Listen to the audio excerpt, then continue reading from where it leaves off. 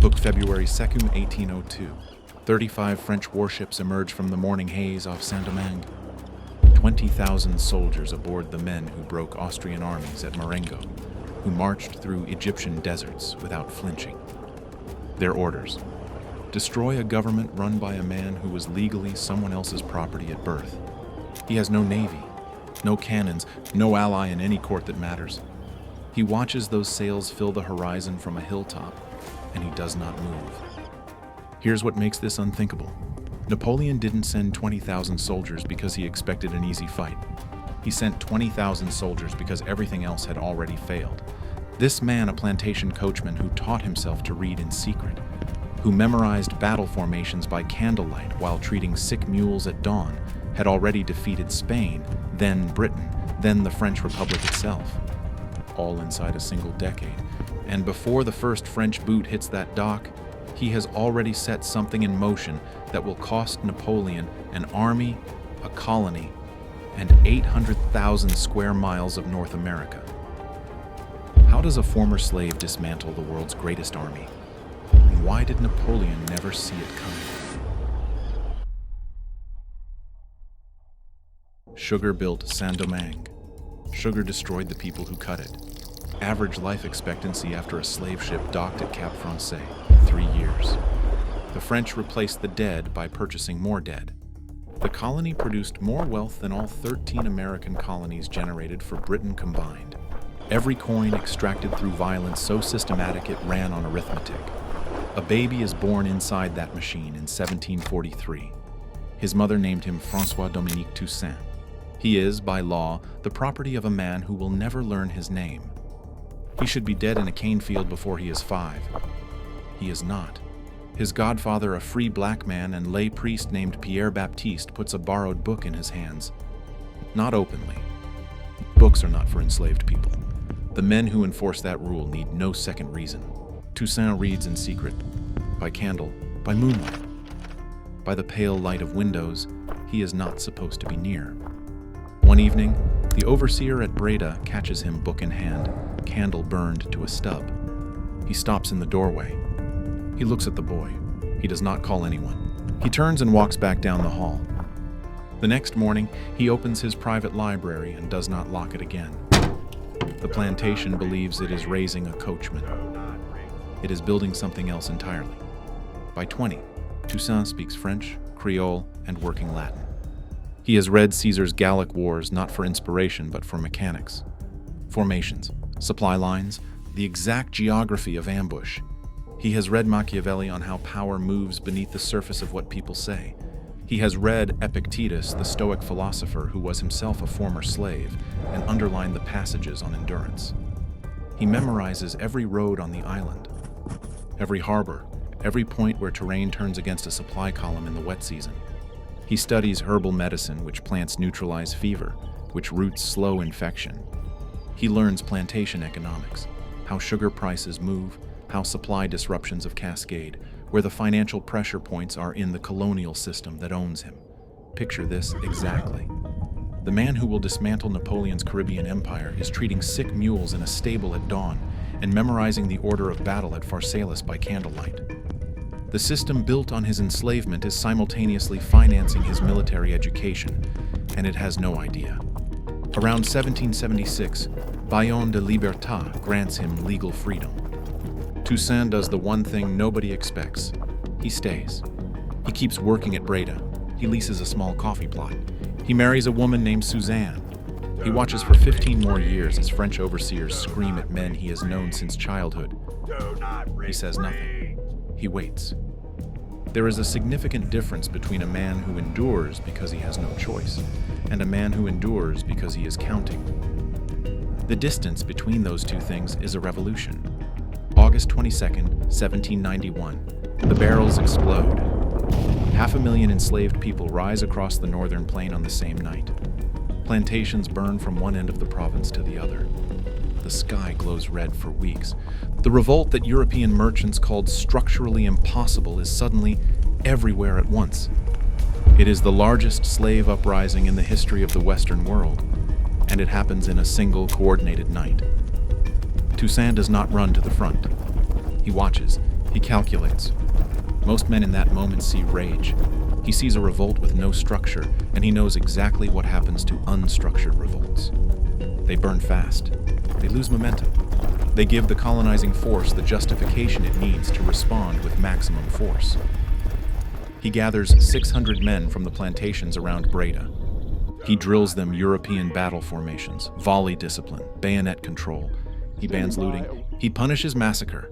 In a war drowning in atrocity on every side, his unit becomes the only force in Saint-Domingue whose word is worth anything. Enemy commanders begin to notice. His prisoners are not executed. His promises are kept. In a conflict where trust is worth more than gunpowder, this is a strategic weapon. 600 becomes 4,000 inside a year. He has read Caesar. He knows an army fights for the man it trusts, not the man who signs the papers. 3 separate empires are now circling this island with weapons, commissions, and cash.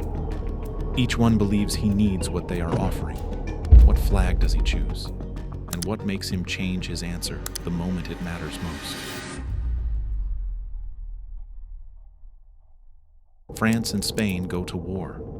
Spain offers the rebel commanders of Saint-Domingue everything: weapons, commissions, salaries, recognition in exchange for pressure on the French colony from within.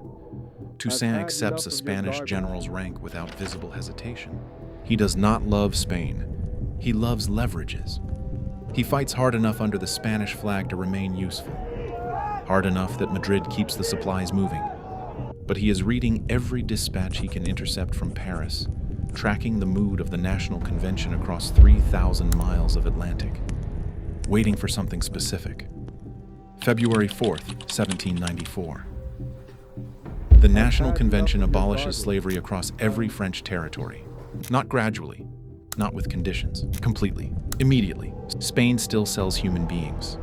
Britain still sells human beings. France, the colonial power that built Breda, that built the machine he was born into, has just made it illegal everywhere under its flag. Toussaint switches sides in a single night. He turns on the Spanish columns he rode with the previous week. His former commanders are flanked before they understand what is happening. Supply lines cut. Forward positions collapsed. Madrid loses the eastern half of the island in a single campaign season. French royalist generals who dismissed him as the Negro Brigade are now riding to his camp with their hats in their hands. Then he takes apart the British army. Britain has landed 20,000 of its own soldiers along the coast. They are seizing every port they can reach, calculating that a French colony in chaos is a British colony waiting to happen. They have money. They have ships. They have an artillery. What they do not have is someone who has spent 40 years memorizing the terrain they are about to fight on. He does not meet them in open ground where artillery dictates terms. He pulls them into ravines and swamp paths he memorized as a coachman 20 years before. He destroys their supply of columns. He waits for May. He waits for the rains. He waits for the Aedes aegypti mosquito, which he understands better than any European general alive, because he has spent his entire life watching what the wet season does to the lowland ports. By 1798, Britain buried 15,000 soldiers in Caribbean soil. They send General Thomas Maitland to negotiate a withdrawal directly with Toussaint, face to face, across a table, as equals. A man who could not legally testify in a French court 10 years ago is now signing trade terms with London. He does not stop. He invades Spanish Santo Domingo and unifies the entire island under a single command. He frees every remaining enslaved person on both sides. He rebuilds the plantation system as paid labor, not because he admires the plantation, but because he understands that a free state with no economy is a free state that lasts 1 decade. French commissioners arrive expecting ruins. They find a functioning government administered by people who were classified as inventory on their last visit, July 1801. He publishes a constitution. He names himself governor for life. He does not consult Paris. In Paris, Napoleon Bonaparte opens the document and reads it to the last line. He has seen audacity before he practiced it himself at Toulon, in the Egyptian desert, on the bridge at Arcole. But a black former slave governing French sovereign territory under his own constitution, answering to no one in the French Republic, this is not audacity. This is a precedent that Bonaparte cannot allow to exist anywhere on earth. Because if it exists here, it exists as a possibility everywhere. Every colonial power in the Atlantic world is watching. Every enslaved person in every French territory is watching. Napoleon understands that what Toussaint has built is not just a government. It is a proof of concept. He begins counting ships. The fleet Napoleon assembles is the largest France has ever launched across the Atlantic. But the man watching those sails from a hilltop has already made a decision that Leclerc will not understand until it is too late. What is Toussaint about to destroy, and why does burning it give him a better chance than defending it ever could? January 29, 1802. Lookouts on the northern coast report the sails. Toussaint rides to the heights above Cap-français. Below him, the most profitable port in the Caribbean glitters in the morning light warehouses packed with sugar and coffee, merchant mansions, the governor's palace, the long arc of the docks. It is the city he has governed for years, the city that under his administration came back to life after a decade of war. He knows every building in it by name. He turns to General Henri Christophe, his oldest commander. Burn it. All of it. Christophe does not argue. By nightfall, Cap-Français is a furnace. Warehouses collapsed. Mansions fall inward. The governor's palace burns until the walls crack open. 2,000 buildings gone before a single French soldier reaches the shore. The civilians, white colonists, merchants, anyone who has not already fled are escorted out first. This is not a massacre. It is a calculation. Leclerc is coming to take a prize. The prize will not be there when he arrives. General Charles Leclerc, Napoleon's brother-in-law, the most politically connected man on those ships, steps onto a wharf with no city behind it. He has brought 20,000 men to conquer a government. The government burned the prize before he could take it. Toussaint disappears into the mountains. This is the strategy that destroyed the British. Refuse pitched battle. Trade ground for time. Pull the enemy into terrain where horses break legs and supply wagons drown in mud. Then wait for May. Wait for the rain. Wait for the mosquitoes. But Leclerc's veterans are not the British. They climb. They fight through mountain passes in wool uniforms in equatorial heat. They absorb losses and keep advancing. The Crête-à-Pierrot fortress holds for 3 weeks under repeated assault, a garrison of 1,200 men holding off 3,000 French troops, singing revolutionary songs between volleys. When the defenders finally slip out at night and vanish back into the jungle, Leclerc has paid 2,000 casualties for a hill with no one in it. Then Leclerc opens the second front, not with guns on paper. He writes private letters to Toussaint's generals. Every letter says a version of the same thing. Keep your rank, keep your land, keep your soldiers, keep everything. France wants only Toussaint. The promises are deliberate lies, prepared in advance.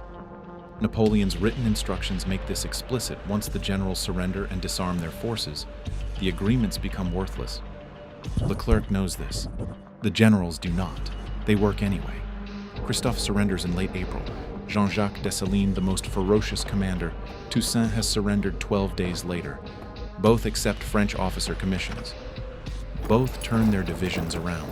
The man who outmaneuvered Spain, Britain, and the French Republic inside a decade is now on a hilltop with a shrinking column, watching his own army walk toward the enemy. May 6, 1802. Toussaint rides into a French camp under a flag of truce. He signs a treaty. He will retire to his plantation at Ennery.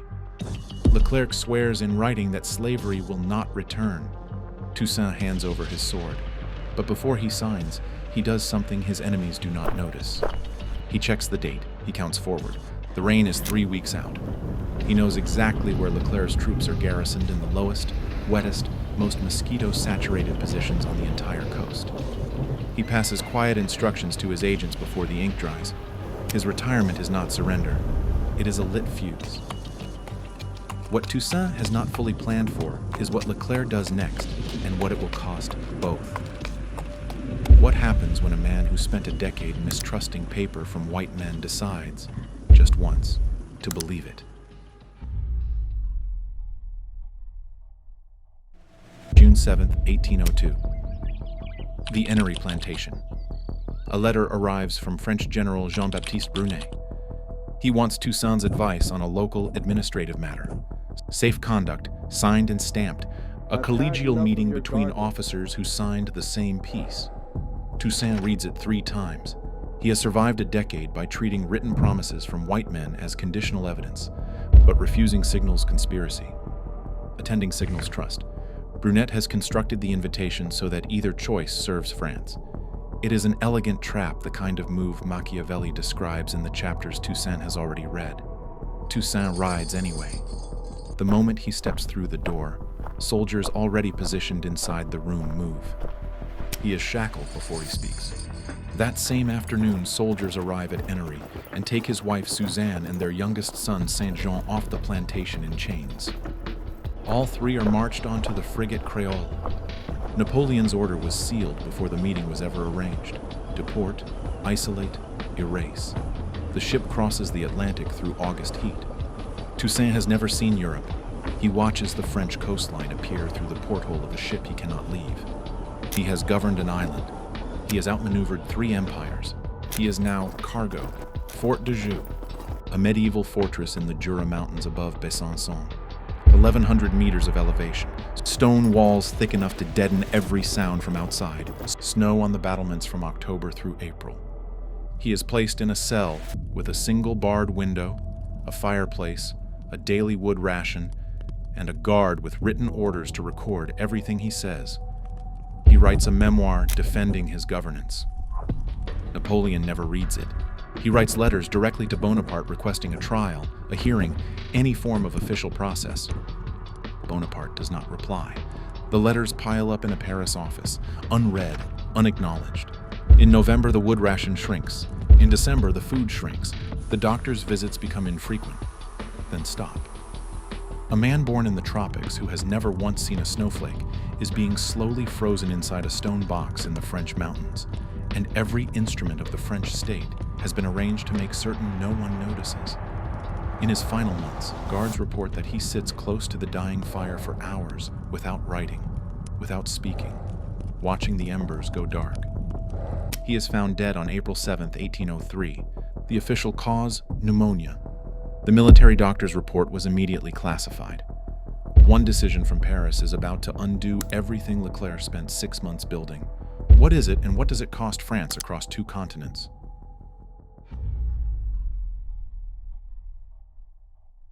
May 1802. The rain arrives on schedule. June, the first French regiments begin showing symptoms. Fever, headache, the yellowing of skin that experienced Caribbean doctors recognize within hours. Yellow fever carried by the Aedes aegypti mosquito hits unacclimated Europeans with systematic precision. Men who fought through Italian winters and Egyptian summers collapse within days. The disease does not care about courage or training or the number of battles on your record. It moves through barracks like arithmetic. Leclerc writes panicked letters to Paris. He is losing men faster than combat ever cost him. By August, 10,000 of his original 20,000 are dead or incapacitated. 8,000 effective soldiers remain. He controls the ports. He controls nothing else. Then a courier ship arrives from Guadeloupe, carrying a document that detonates the entire island. France has officially restored slavery on Guadeloupe. Printed, public, signed by Bonaparte's government.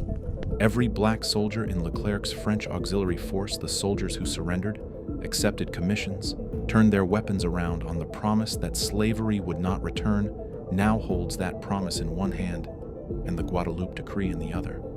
The calculation takes no time at all. Christophe defects within days, taking his full division. Dessalines defect the same week, permanently, with no interest in negotiation.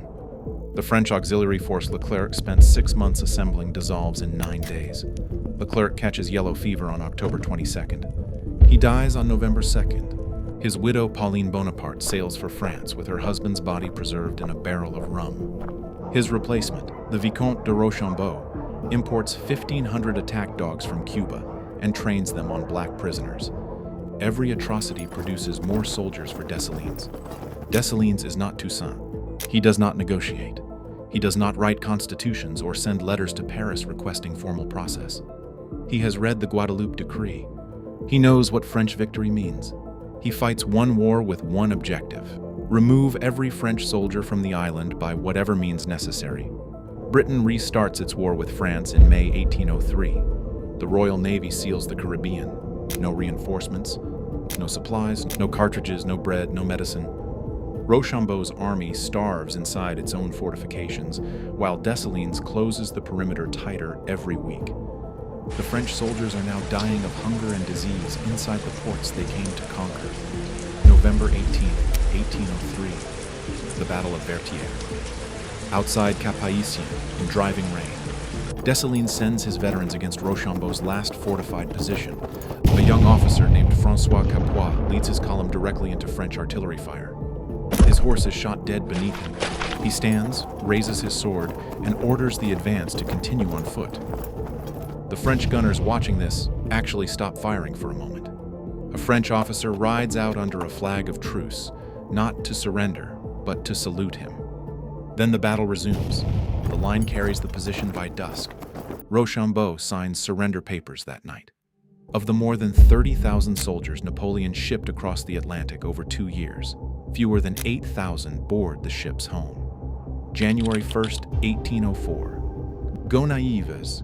Dessalines stands before the assembled army and removes the white stripe from the French tricolor with his bare hands. He keeps the blue and the red. He sews them back together. He names the country Haiti from the Taino word for the mountainous interior the colonizers were never able to hold. The name is a message. This land was always something before the French arrived. It will be something after they are gone. The first nation in the Western Hemisphere was founded by people who freed themselves. The only army in the Americas to defeat Napoleon's full military force in the field. The only successful slave revolution in the recorded history of the world. Napoleon missing an army, missing a colony, missing the staging platform he needed for a French empire in North America makes a decision he had been delaying for 2 years. April 30th, 1803. He sells the Louisiana Territory to the United States. 828,000 square miles, $15 million. Montana, Louisiana, the Dakotas, Missouri, Arkansas, every foot of it released into American hands because the base for French westward expansion no longer exists. Thomas Jefferson's negotiators go to Paris expecting to buy the city of New Orleans. They come home with a continent, a revolt on a Caribbean island, begun by plantation workers reading borrowed books in secret, just doubled the size of the United States.